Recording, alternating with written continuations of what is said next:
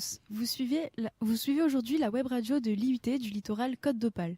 Nous sommes aujourd'hui à la bibliothèque de l'agglomération du Pays de Saint-Omer. Nous allons vous présenter une exposition qui aura lieu du 14 juin au 29 août concernant l'épopée du papier dans la vallée de l'Aa.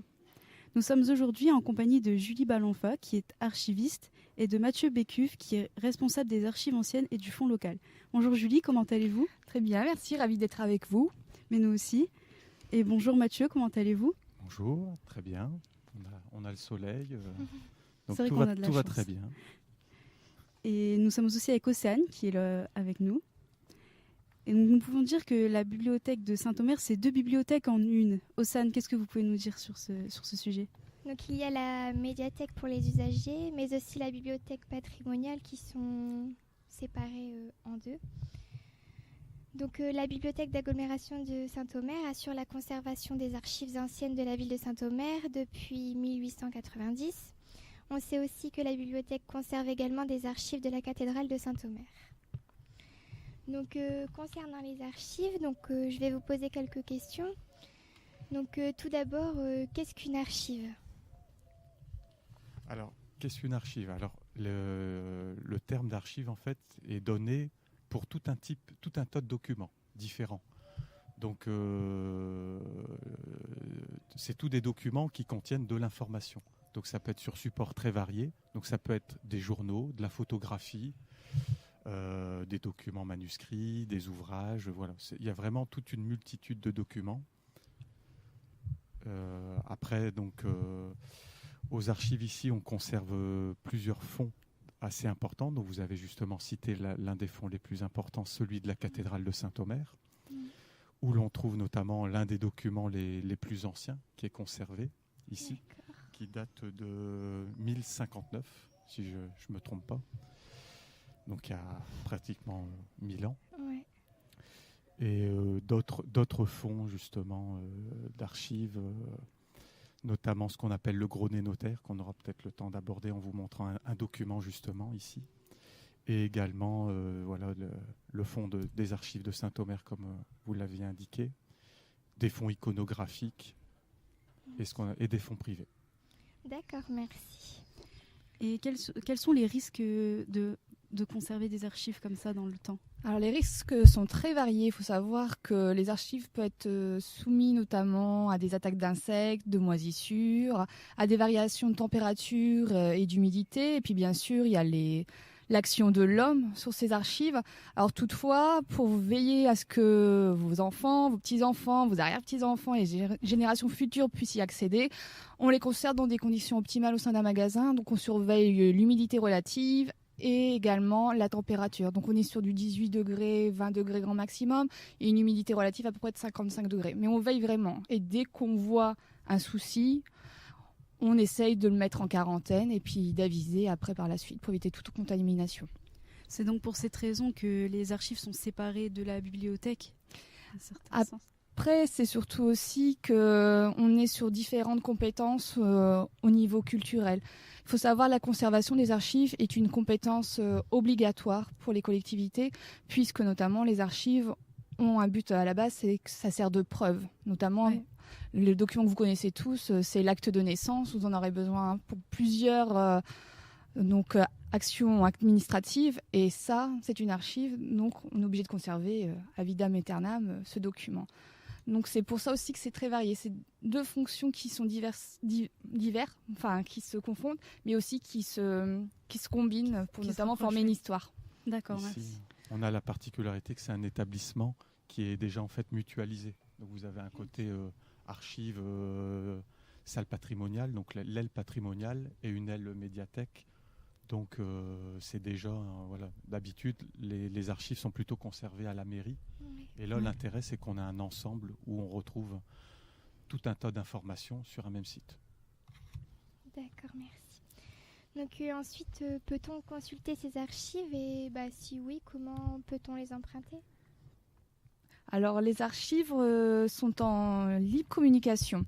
Il faut savoir que c'est inscrit dans le droit français. Toutefois, il faut savoir qu'il y en a, tout le monde peut venir consulter, il suffit de venir s'inscrire, présenter bien sûr une carte d'identité. Toutefois, il y en a certains documents qui ne seront pas tout de suite communicables, ce qu'on appelle des délais communicabilité, selon les informations qu'ils peuvent contenir notamment. Donc c'est variable, ça va entre 25 ans jusqu'à 120 ans, voire pour certains, mais nous on n'en conserve pas interdit jusqu'à une période donnée, incommunicable. Ici, nos documents sont communicables, sauf ceux vraiment qui présentent un état sanitaire, un état de conservation qui pose souci. Dans ce cas-là, on ne communiquera pas un document dont le papier est en train de s'effriter ou si les pages sont en train de voler. Ça, c'est vraiment pour le but, c'est éviter qu'il se dégrade davantage et pouvoir conserver ce qu'on a encore.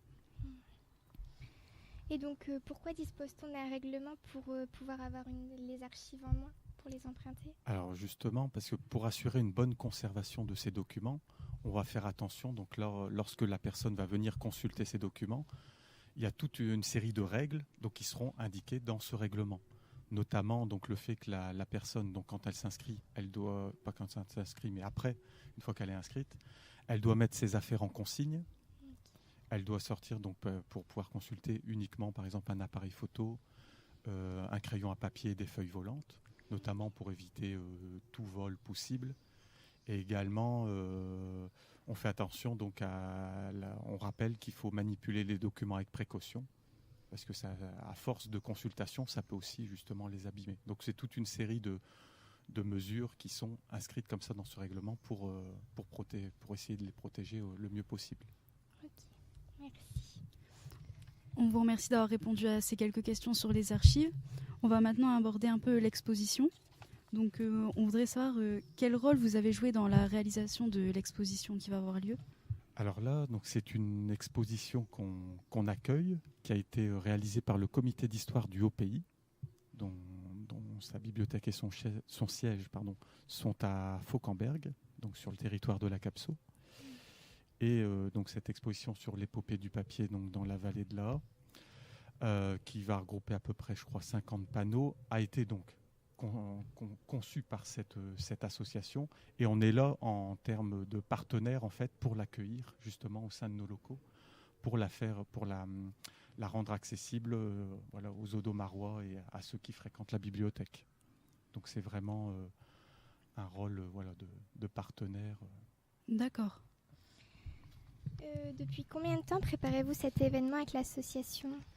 Alors, il faut savoir qu'au niveau de la bibliothèque, toute la programmation culturelle, c'est un gros travail en amont, au moins minimum 1 an en avance.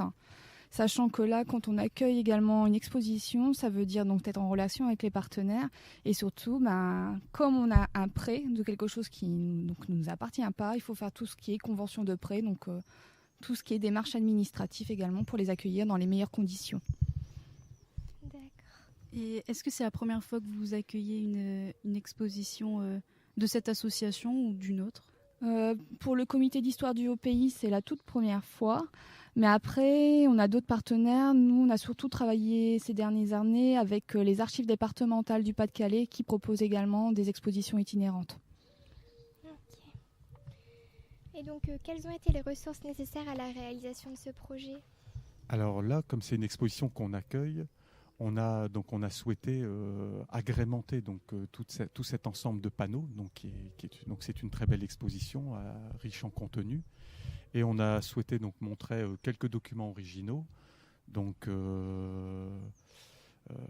extraits de nos fonds, pour justement que les gens puissent voir vraiment des documents en lien avec la thématique, donc là sur l'histoire du papier et des moulins dans la vallée de l'Aa. Et l'association a réalisé justement 2 catalogues, donc en lien avec cette exposition. Donc le catalogue d'exposition sur l'industrie papetière dans la vallée de l'Aa, avec l'album ici à côté, donc qui représente en fait où on regroupe en fait toutes les notices qui ont trait à chaque moulin de la vallée. D'accord. Et donc ces catalogues, ils sont disponibles ? Alors là, il faut se renseigner auprès de l'association qui sont en vente et que vous pouvez justement retrouver à Fauquemberg. Mais toutefois, il faut savoir que les archives sont combinées avec un fonds local et que notamment, on a ces catalogues qui sont disponibles au prêt, comme d'autres ouvrages ici à la bibliothèque. D'accord. Et est-ce que vous pouvez nous parler ou nous présenter quelques documents que vous allez justement présenter à l'exposition Oui, donc là, on vous en a sorti quelques-uns.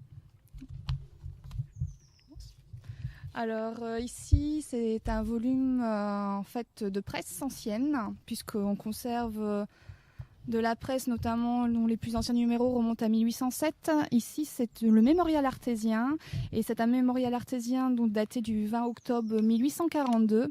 Et dans le dessus ici, en fait, il y a un petit article sur un événement qui va se dérouler à Limbre le 16 octobre 1842, qui est l'incendie d'un moulin à papier.